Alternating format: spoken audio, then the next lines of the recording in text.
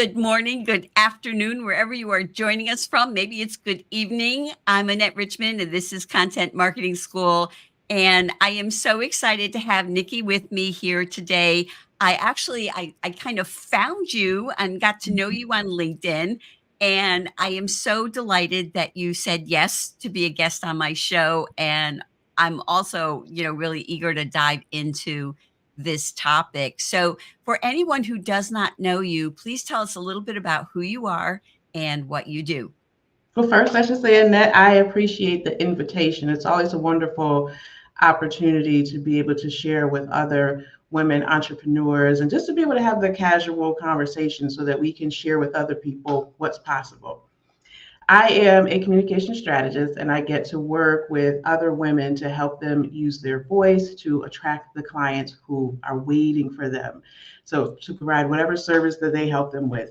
Again, I work with service providers, but I help them with their communications in writing and also in speaking. So it's copywriting and it's also speech prep and speech writing.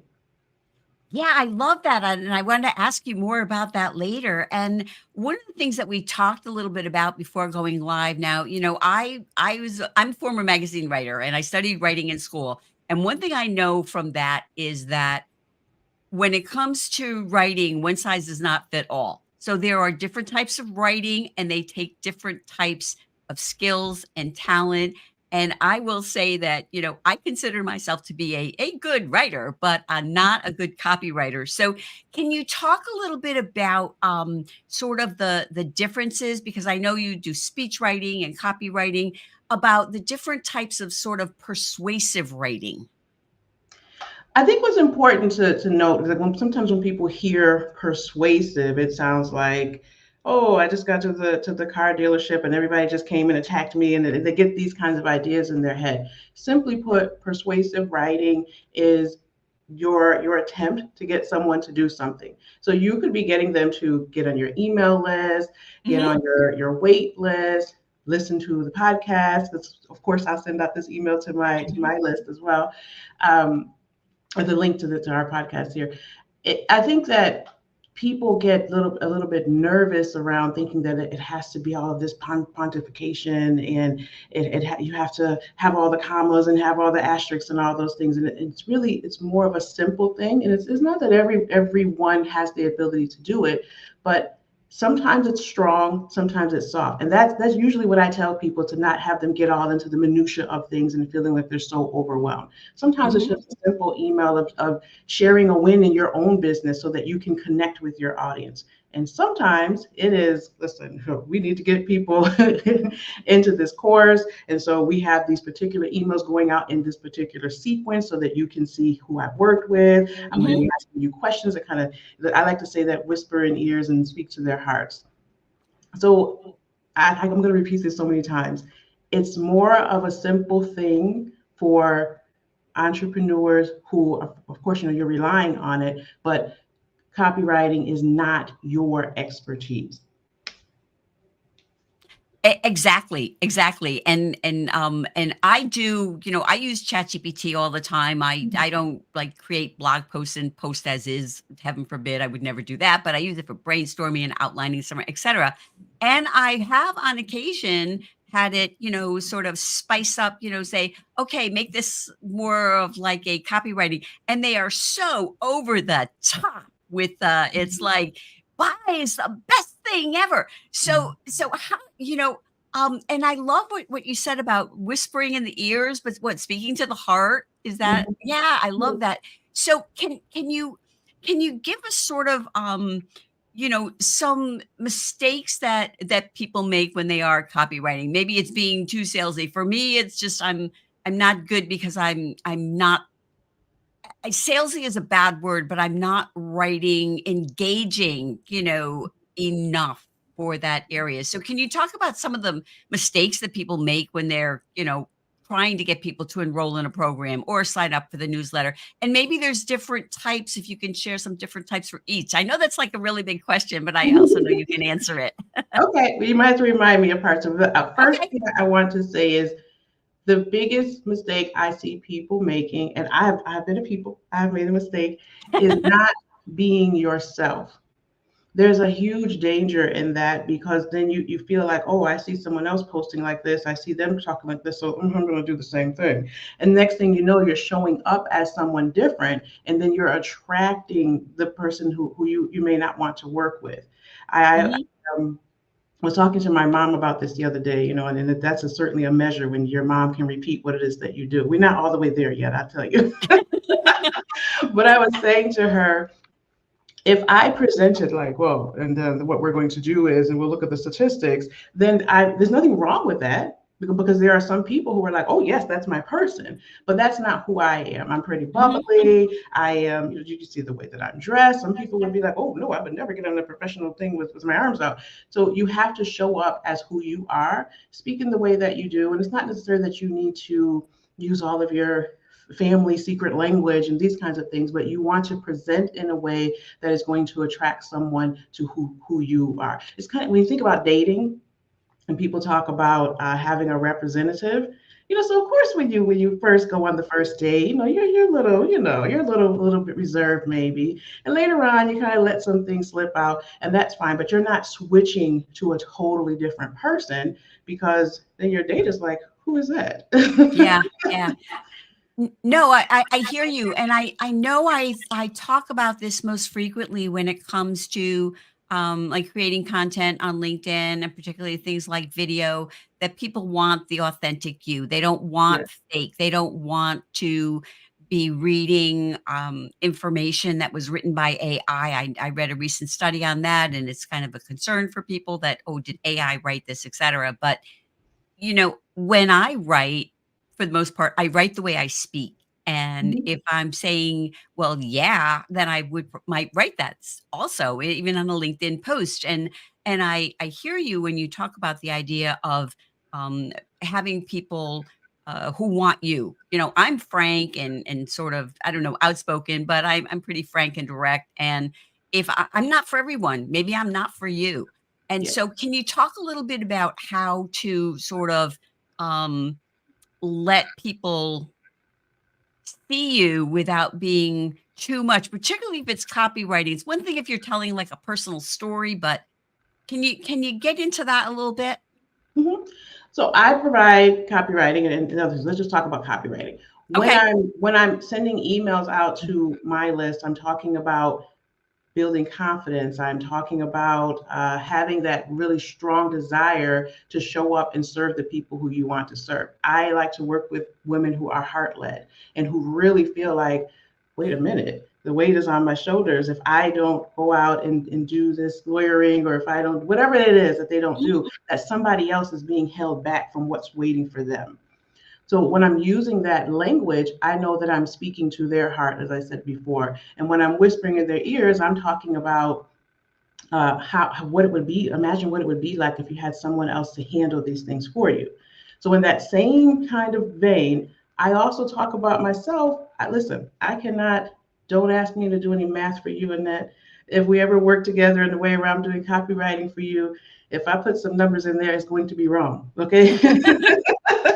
It is going to be wrong. So I don't do my accounting. I have an accountant. And there have been times where I have tried to, even just the other day, she asked me to put some stuff in an Excel spreadsheet. I was like, this is hard, So I generally don't try to do the things that I'm not happy doing, and the Mhm. things that I am also not good at doing. And I know how much it feels like, whew, when I can just say, hey, can you tell me X, Y, and Z? Can you tell me what number goes here? So I know what it could feel like for another woman business owner to be able to say, great, I don't have to worry about the communication. Nikki is going to handle that. And I'm going to be over here figuring out my next program, my next service offering, or preparing myself so that I can serve my next client. Yeah. No, no, I hear you. I am a big proponent. Me personally, I try to learn as much as I can for free, Mhm. when I follow people. But, when I get to a point and I want to up my game, I hire someone and I work with them. I work with I'm in a couple of groups working with coaches right now. And it is something where we kind of all have to know our limitations, and it is some can be helpful to have someone else take that over. Now, one of the things that you shared some mistakes people make. So what are what are some tips that you can give for people who are listening now? I see people aren't commenting, but I see reaction from the audience. So people are there listening. People will be watching on the replay and also listening on the podcast. So can you share some tips, techniques, maybe 3 to 5, however much you want to share? Okay, I'll give you three really quick ones. Okay, I that's use a perfect. framework. It's a CSI method, and it's not from Law and Order, but it is compelling, strategic, and inviting. When I'm writing copy or creating videos or whatever it is, creating content, I want to make sure that it's compelling. Does it evoke an emotion in someone? Again, think about dating, as I mentioned earlier. When you present yourself, whether it's on that dating profile or you're actually going on the date, you can see you're getting a reaction from the other person. You're like, got you. So you don't want to say gotcha when you're writing copy for your business, but you do want to make sure that people can read those emails and say, oh, she knows me. She understands what I'm going through. You want to be able to paint a picture of what it's like to work with you. So Mhm, therefore you need to know the desires of your ideal clients. Now, a lot of times people focus on what their challenges are and their pain points. And listen, that's a thing. We do need to be aware of that. But just imagine if you were a personal trainer and you're only saying to your clients, it's hard out here when your clothes don't fit. And we're like, yeah, now we're just downtrodden. You need to talk about what it's like to feel your best self, to walk into a room and say, yes, I am here. I have arrived. ooh, so, a little so, sexy there, I like that. so we need to be able to do those things, understanding their desires and evoking some emotions from them. The second Okay, thing, being strategic. Of course, listen, we can all be heart led, okay? But we've got to get them bills paid too. So we do want to enroll people in our programs. We do want to be able to work with people and not in a voluntary capacity. So your emails, you do want to make sure that they're aligned with whatever your goals are. If you're rolling out a program in 3 months, well, probably less than that. But if you're rolling out a program, you're going to want to talk about what it's like. Let's say it's a membership program, what it's like to be in a group setting and learn and to have some sisterhood or what have you. If mhm, you are going to be having a retreat, you're going to be able to talk about letting go of overwhelm and coming out and feeling refreshed and so on and so forth. Again, a lot of these things overlap because you're still evoking emotions when you're being strategic, but you're not just like willy-nilly sending emails because people don't have mhm. time to willy-nilly read them. That's just really what it is. Right. Yeah, And yeah. then So the last one, inviting. We need to be inviting. And then you need to have a call to action in your emails. A lot of times people forget about that. And the call to action doesn't have to be buy, buy, buy, buy, buy. It could simply be reply to this email, let me know how it made you feel. It could be watch this recording. It could be buy, that's a good thing. But you need to make a ask, and it needs to make people feel like, okay, all right, I'll go ahead and I'll do that. so, I love what you said, and again, as I said, I'm not really I wouldn't consider myself to be a good copywriter, but one thing that I know for myself and for others is, because there is when it comes to persuasive writing, there is a sort of sales factor to it. I mean, I'm not telling you a personal story. I'm not explaining how to do something.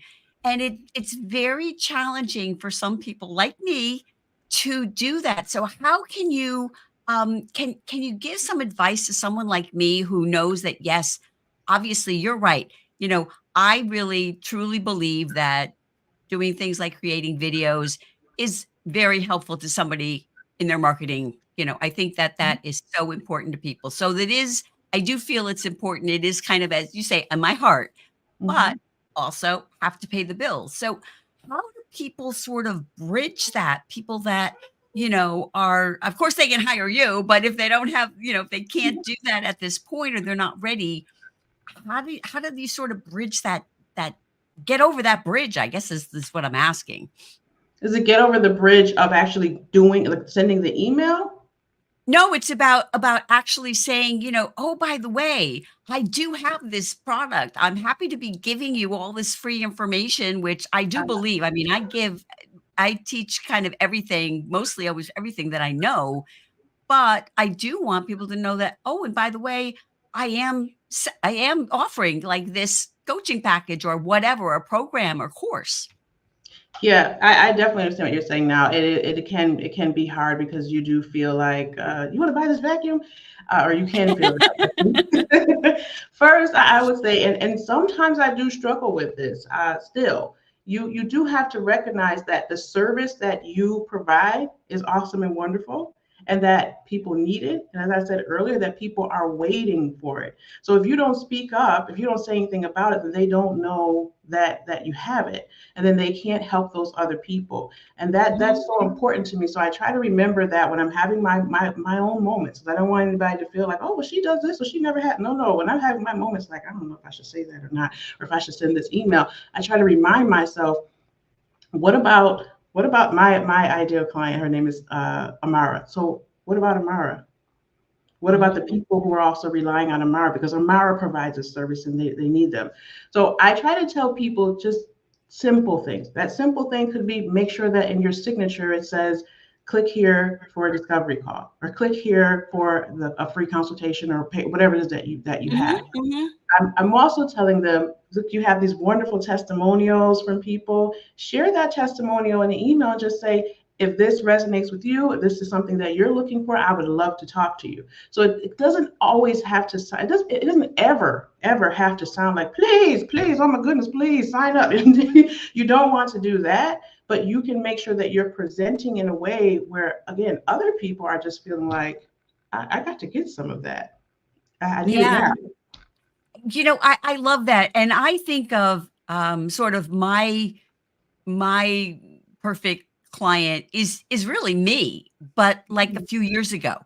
And Mhm. so, that's that's who I see, me helping. And, the people that I work with and pay to work with, um, one of the reasons I do that is to kind of fast track my learning. Yes, I can follow them for another 2 years and maybe learn, but why do that when I can, get it now? So, someone and we can't see your name, and the reason we can't see your name is because you probably have your profile photo, set to, connections only, so you might wanna check that unless it's on purpose. So, someone who is watching our program says, "People are waiting for your offer, a powerful perspective." And Yeah. it certainly is, and it's something, that I'm gonna have to put a little Post-it note or something on Mhm. my on my screen to remind me because, it certainly is a challenge. Um, so one of the things that, that it's coming and you've talked about, like, might be, hi, Donnie. It's okay. So that's Donnie. So, one of the things that I think people think about, I know I do, is how often, as you said, sometimes maybe it's just get on my email list or something like that, and other times it is, oh, I have this course. But I'm assuming that you don't want to be like every email saying, oh, here's my course. So Yeah. how do you sort of balance that out? I balance it because in the way, let me see how to say this concisely. I like to make sure that I'm working with people who are my friends in my head. So when I'm sending communications, you wouldn't call your sister and be like, "You got to do this, you got to do this." You're contacting her and having regular conversation. So I share things with them. I sent out an email at the end of January, and I talked about uh, like someone was like, "Hey, I can't work with you." So and how that made me feel. So I have these conversations with my people where it's like, "Hey, we're friends." But then I also let them know that I have this.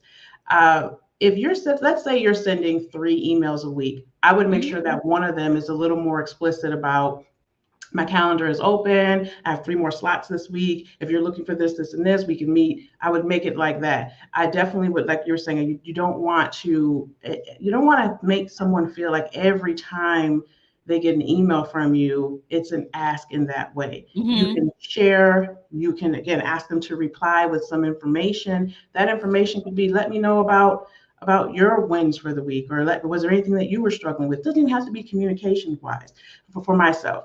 I might even be sharing another colleague. I might even be sharing their information. I might share, oh, I did a photo shoot this week. This is who I work with. These are the tips that they gave me, because I know that my people, they don't just need copywriting or communication strategy. Yeah, yeah. So Eileen, who is watching in the audience, says email signature is so important. A colleague just shared this week a good idea to add a client review. I never really thought about doing that. So, what's your take on that, Nikki? Oh, I definitely, for my personal emails, I have one for my regular email address for business, but even for my personal, I have it as a signature. I want to let people know what I do and how I can help them. And most certainly in my business emails that I'm sending to my list, there is a link at the bottom that links directly to the page that talks about my services, because I want Mhm. them to know that. And this is, I do this for clients as well, because, listen, again, we have to talk about it and we have to be able to get comfortable with it, but it doesn't always have to be an in your face kind of thing. And I'm sure you are doing this with videos. There's something that you're going to say where it's like, hey, subscribe and you'll get more from it. You're going to be saying something, and that's that inviting piece that I talked about earlier, Mhm. that Mhm. has to be present, and has to be present in a way where it doesn't make people feel like they're accosted. Yeah. No, no, I agree with you. If I post a video on TikTok, I always have a little text at the top of the last, maybe 4 seconds or something, follow me for more tips. So yes, and I'm conditioned to do that and I do that. But I really like the idea, and as I said, I'm going to have to put up the that people are waiting, because Mhm. I know that for myself, and I'm sure people that come to you, uh, we think that if we're talking about what we do, as in things that we offer, that, that's an investment for people, that, somehow people know, and we don't need to do that. And it's so true that, it's hard for me to get through my head that people need to know. People need to know, oh, I do have this coaching package, or oh, I do have this program, or oh, I do have something, Yeah. um, do that. So, And so I go ahead, I was please. just going to say, people are getting lots of emails from a lot of other people. So, they may not always be able to say, wait a minute, I know it's Annette Richmond who did it. May not work that way. So if you're Mhm. sending emails regularly and you're having the invitations for people, they'll be better able to remember you when they need help, but they'll also be better able to remember you when their sister needs help. And they can say, oh, I know this lady Annette, and Yeah. she can help you. And they can Yeah. go, you don't have to scroll back 95 days to find your email. They can go Mhm, ahead and mhm. forward it to her. No, that's true. That's so true, and that's what I say about networking. It's we all hear that, it's not about what you know, it's who you know, and the truth is it's really about who knows you and who is going to think of you when they need your services, and so I need to put that up in a Post-it note on my computer as well. So I want to, share your profile, and if, you can, let people know. This is always kind of so weird. It's always tricky for me to do the, I don't know why, but it always seems to be a little challenging for me. So this is you on LinkedIn, and you do post, you share information quite frequently. So people should definitely, if nothing else, follow you. Are you open to connecting with people? Absolutely not. Of course. Well, you never know. You never know. And Yeah. I love your banner in the background. And while people are looking at this in the audience, I always like to ask my guests, at the end of our time together, as we're getting close to the end, um, uh, their kind of final thoughts, something that they would like to share. Because I know we talked about a lot of different things, but I'm sure there's something that you would Yeah. like to share. You think it's important for people to know that I haven't asked you, we haven't discussed. Yeah. So two things. One thing that I want to touch on, you mentioned earlier, and I'm drawing a blank on it. I'm drawing a blank. Sorry, Annette. So I mean, hopefully it'll come back. But the other thing I was going to say is that we all have to be regularly having a check-in with ourselves to see, are we happy? Are we in our happy place? Is this absolutely what we want to do? Because if you're not in your happy place, then you're not going to be using the language, whether it's written or if it's in video, to attract those people who can say, yes, yes, this is a good place for me to be able to tap in, get the services that I need so that then I can help other people. And I'm so sad that I can't remember the first thing that I was going to say. Well, I know the one thing that if while you're thinking about that, if you one of the things I know that you mentioned early on is the idea of helping your clients build confidence, and I know that that is right. And Yeah. that is a struggle, and we kind of talked around that. Do you want to talk a little bit more about that? Yeah. So if I'm writing a speech, typically that confidence is going to come with coming onto the stage and being able to command the audience and so forth. But when we think about speeches, it's like a whole big thing. But you have to know that being able to do a podcast like this, you're doing like a little bit of a speech, right? Or when you record a video that you post on social media, that's essentially, it's a speech. You have this 2 minutes or however long it's going to be where you are imparting some information to people, you're imparting some feelings to them, and you're kind of leaving them thinking a different way. Hopefully, you're leaving them with a good, a fond memory. And when we think about our confidence around that, and if it's a little bit low, then we won't do it. And again, those people are waiting. But the thing is, what I realized, and it took me a while, is that people are not looking for you to be so extra polished. Now, that Hmm. doesn't mean that if you don't, that if you're saying to people that you are a business coach and you don't have any information, that's okay. That's not what I'm saying. Right, right, right, But exactly. if I'm looking for a business coach, I don't necessarily need for them to have a green screen background. I don't need for them to have on full on makeup because they were doing a podcast interview. What I am looking for is to be able to see that I can have that connection with them. Certainly, I want to see that they have some testimonials or people are talking about results or what it was like to work with them because I'm making a decision. Most times people are coming to you, they have to be vulnerable, especially if you're going to be working with someone on a regular basis.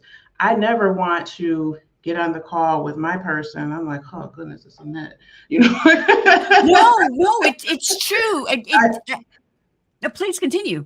just say like I don't want that. So I think it's very important when you are sending emails to let your personality fuse. That's what I was gonna say, and that let your personality fuse through in whatever content you're creating. If you are someone who is funny and that's how you're going to show up when you're working with them regularly, then be funny in your emails, be funny in your videos. If you are a person who likes to stick to the script, then do that so that Hmm. you can feel comfortable, then you can be confident, and then you can attract the people who you want to work with. I agree with you so much, and I think it's so important to kind of click with the person that you work with, which is Mhm. why I personally always recommend whether you're thinking about working with me or someone else to try to have a call at least, if not a little Zoom, for a few minutes.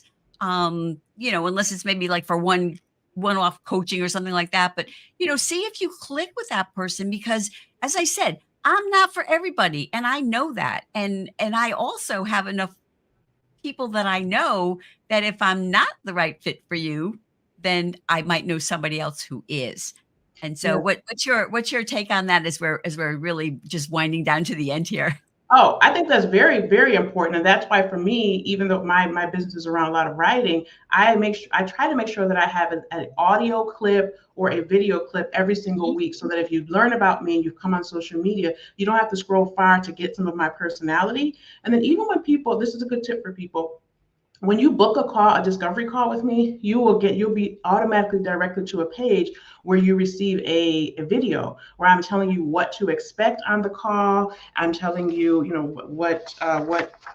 how you should prepare, and you're able to see my personality. And here's Donnie saying that I'm funny. Yes, yes, I know. I'm a comedian. Okay, like that's why I think so in my head. So that is how I'm showing up. We are going to be laughing. You're going to get all this kind of energy, and if that doesn't work with you, you have plenty of opportunity in those audio clips, in those videos, and in that discovery video to be like, yeah, nah, no thanks.